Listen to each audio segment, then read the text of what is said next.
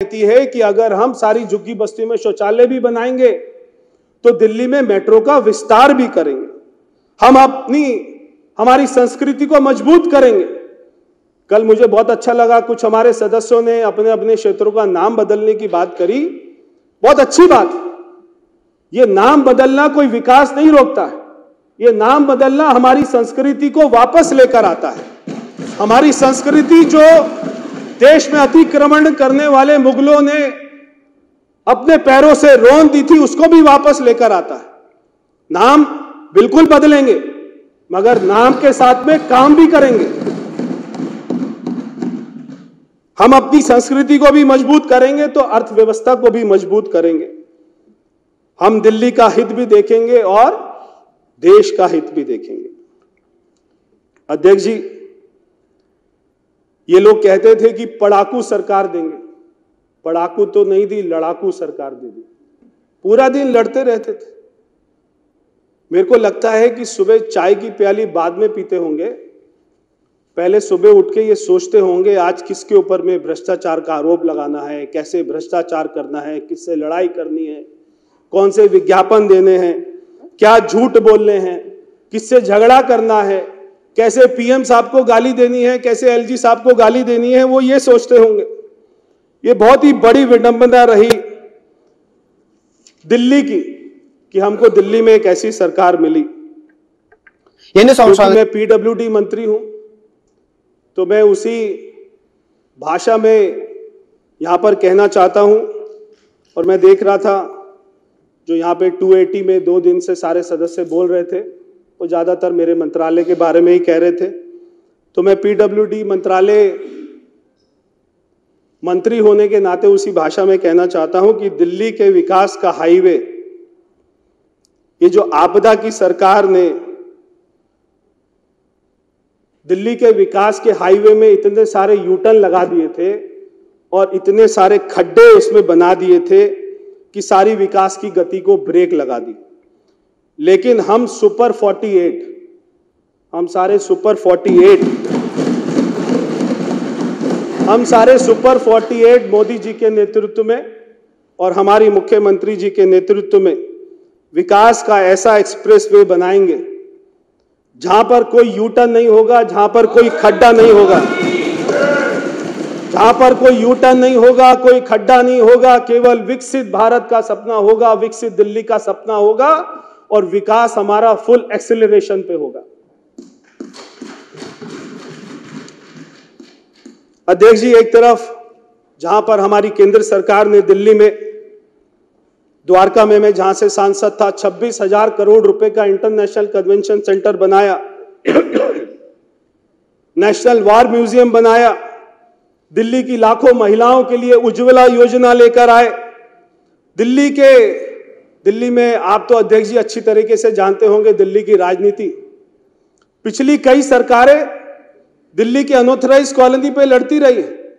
शीला दीक्षित जी ने छतरपुर स्टेडियम में झूठे सर्टिफिकेट बांटे थे,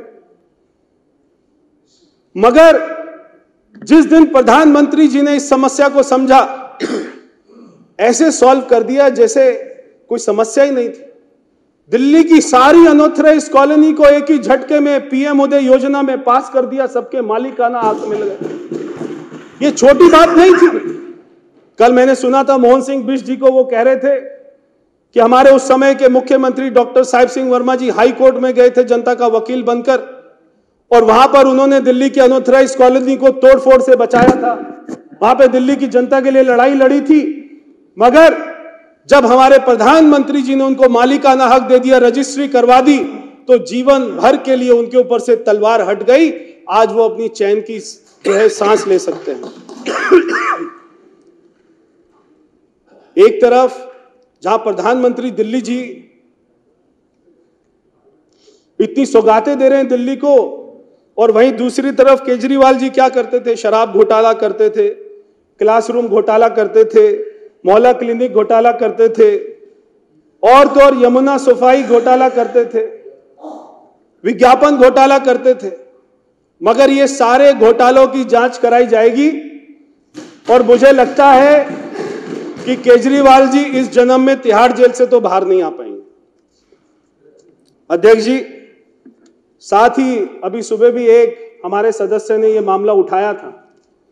जैसे 2014 में मोदी सरकार बनी थी और देश में जो राशन कार्ड के नाम पर फर्जी घोटाला चल रहा था, झूठे झूठे नामों के ऊपर में, और ऐसे ही दिल्ली में बांग्लादेशी रोहिंग्या के नामों पर यह अरविंद केजरीवाल की सरकार ने इतने राशन कार्ड बना दिए थे कि दिल्ली पुलिस भी उनको बाहर नहीं कर सकती थी।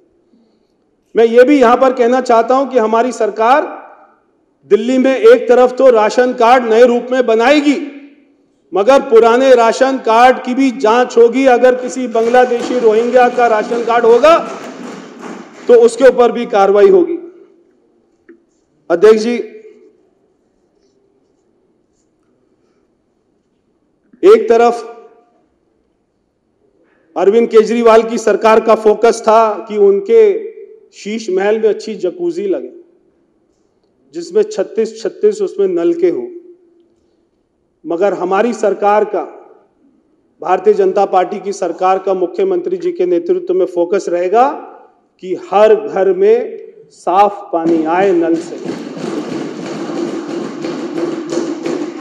एक तरफ अरविंद केजरीवाल की सरकार का फोकस था कि दिल्ली में शराब के ठेके खोल दिए जाएं। हमारी सरकार का फोकस होगा कि दिल्ली में हर बेरोजगार को रोजगार मिले। एक तरफ अरविंद केजरीवाल ने अपने शीश महल में गोल्ड प्लेटेड टॉयलेट सीट लगाई। हमारी सरकार का यह फोकस होगा कि हर झुग्गी बस्ती में पर्याप्त मात्रा में शौचालय बने। एक तरफ अरविंद केजरीवाल का फोकस था मोदी जी को गाली दो, एलजी साहब को गाली दो, पुलिस कमिश्नर को गाली दो, सांसदों को गाली दो। हमारी सरकार का फोकस होगा विकास, विकास और विकास। एक तरफ अरविंद केजरीवाल का फोकस था कि विज्ञापनों में फोटो लगवाओ, बड़े बड़े फोटो लगाओ, झूठ बोलो। हमारी सरकार का फोकस होगा कि ऐसे काम करेंगे कि दिल्ली की जनता के दिल में अपनी फोटो लगाएंगे। एक तरफ अरविंद केजरीवाल की सरकार का फोकस था भ्रष्टाचार करना। हमारी सरकार का फोकस होगा सुशासन करना, पारदर्शी सरकार चलाना। अध्यक्ष जी, मैं बस अपनी बात खत्म करूंगा।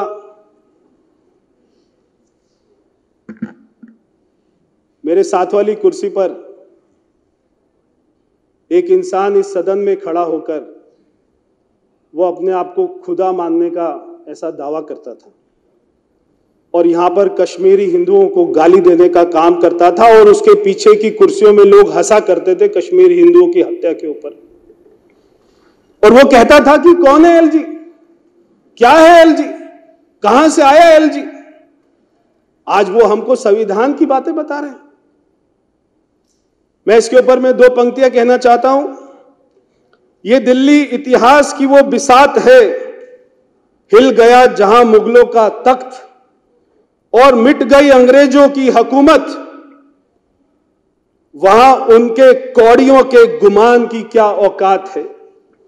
मोदी जी के नेतृत्व में ये दिल्ली फिर चमकेगी, अब बस कुछ समय की बात है। और सारी भाजपा की गारंटियां पूरी होंगी। भाजपा द्वारा की गई, हमारी मैनिफेस्टो में लिखी हुई एक एक गारंटी पूरी होंगी, क्योंकि ये भाजपा की गारंटी है, मोदी जी की गारंटी है, और मोदी जी की गारंटी ही है गारंटी पूरा होने की गारंटी। मैं इसी बात के साथ में मैं ये रेनॉल्ड का पेन आपको देता हूं, आप जो है उन तक पहुंचा दीजिएगा। और मैं एलजी साहब का बहुत बहुत हमारे सभी साथियों की तरफ से दिल से आभार व्यक्त करता हूं। बहुत बहुत धन्यवाद। श्री